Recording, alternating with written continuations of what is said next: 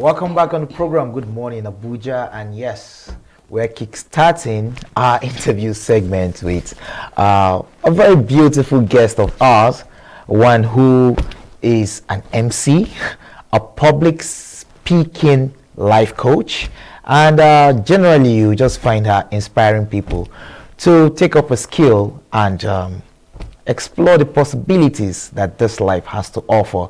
I'm talking about Chief Chiwendu Tazamu. You're welcome on the program. Thank you very much. Good morning. Good morning. Yes, you're a lot, a full package. How do you manage to do all that?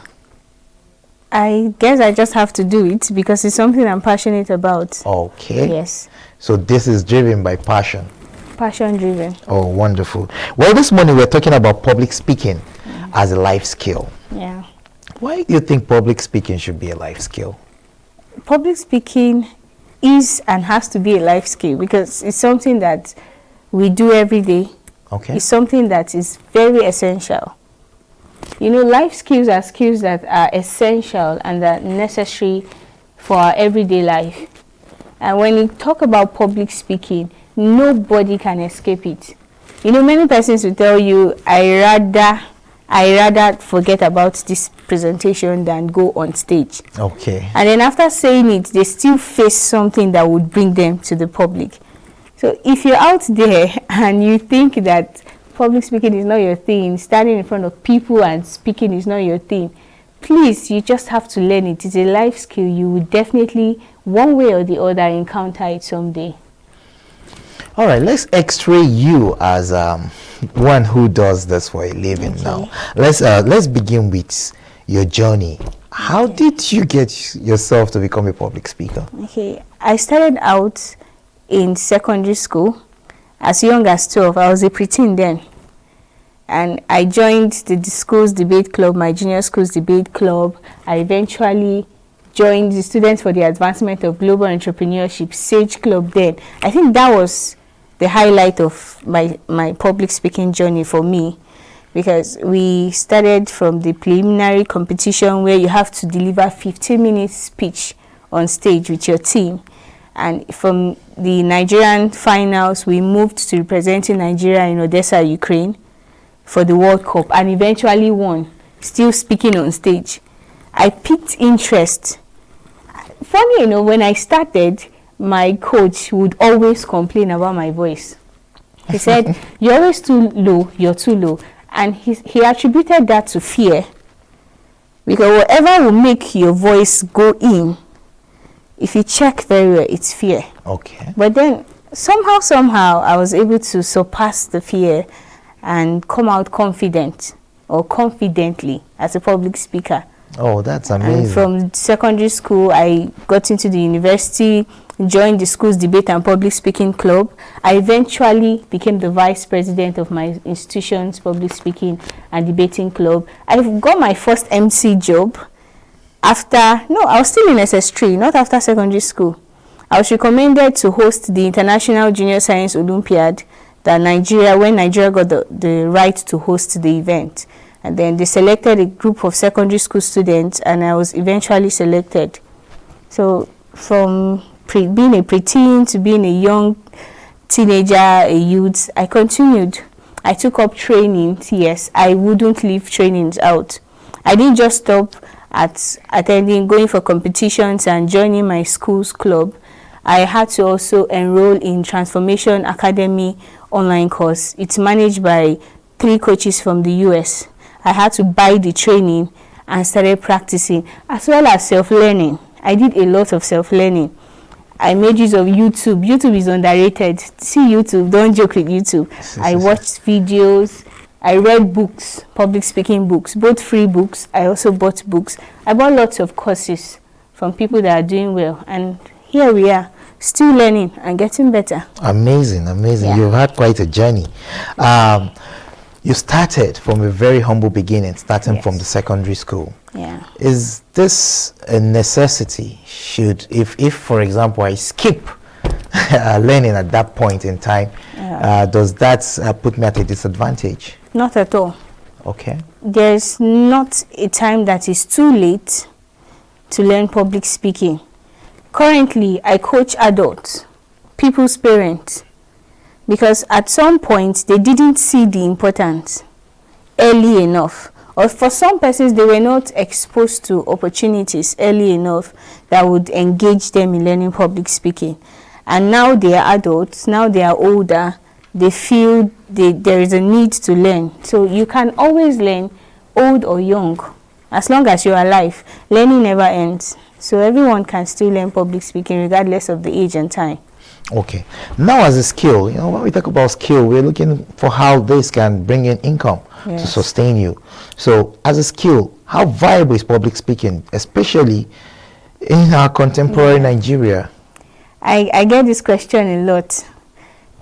It is not too pronounced. Public speaking is not too pronounced. And because it is not too pronounced and decorated, in quote, you assume that the profitability wouldn't be as high as some other celebrated skills. However, yes, it's profitable, especially when it comes to mastering ceremonies. People invite you as a keynote speaker. But then getting to that level is not always so easy.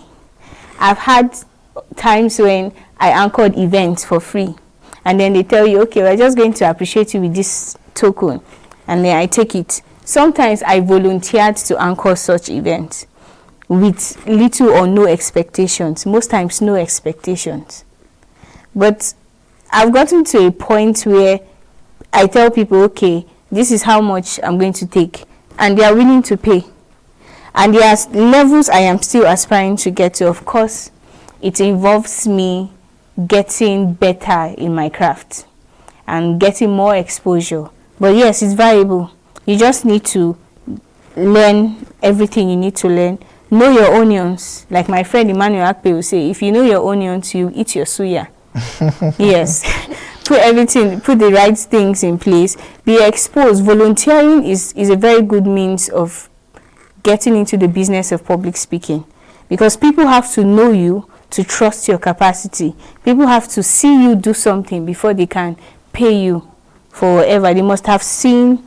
People want to see results. What has she done? Send me videos. Can we invite her over for a conversation? And they're like, okay, let's do this. So yes, it's viable, it's profitable. Okay. Now, earlier you talked about events, being a keynote speaker, anchoring ceremonies and all of that. One tends to get it mixed up. Like if I'm planning an event, say for example, I am looking to have an MC.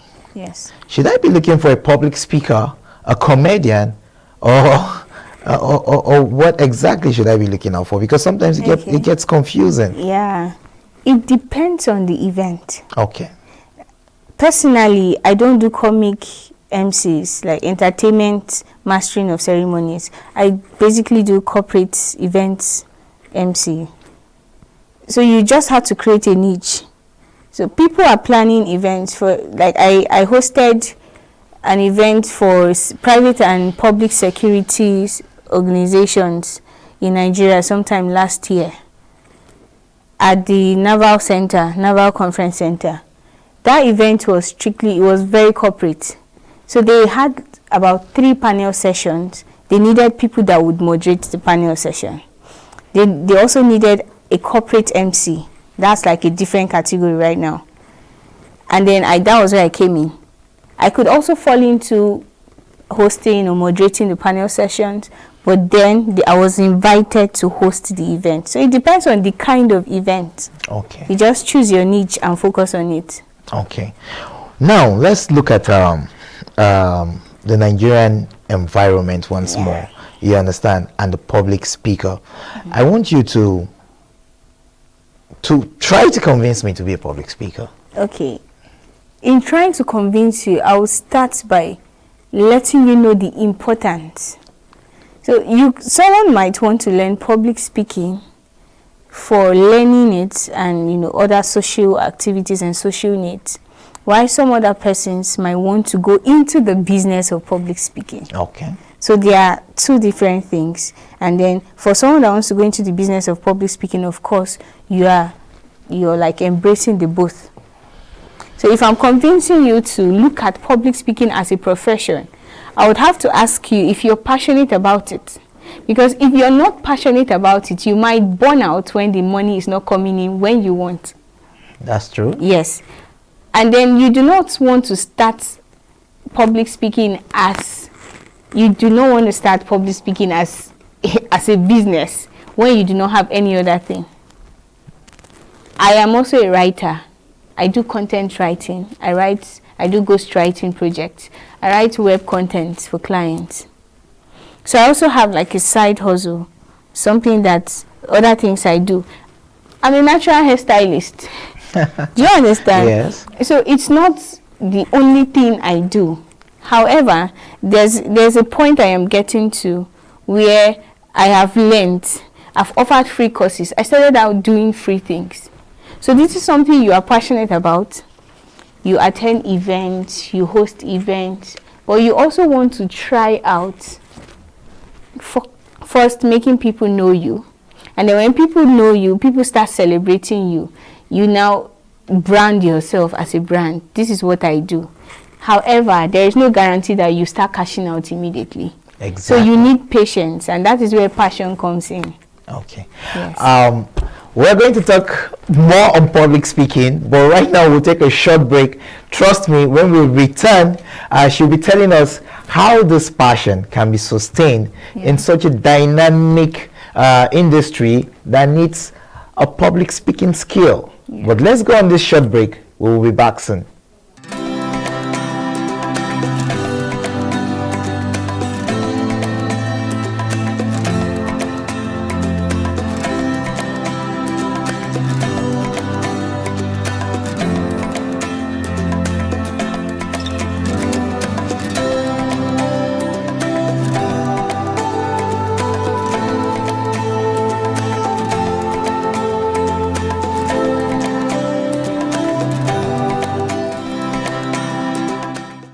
Welcome back on the program. It's still Good Morning Abuja, and yes, it's been an interesting time so far. We've been talking about public speaking, the skill called public speaking, how viable it is as a money earner for anybody, and of course, what you need to know about it and how to become one yourself. So, Gift is still in the house. Gift, it's been really interesting hearing all this about public speaking, but let's explore more. Let's get to hear more from you.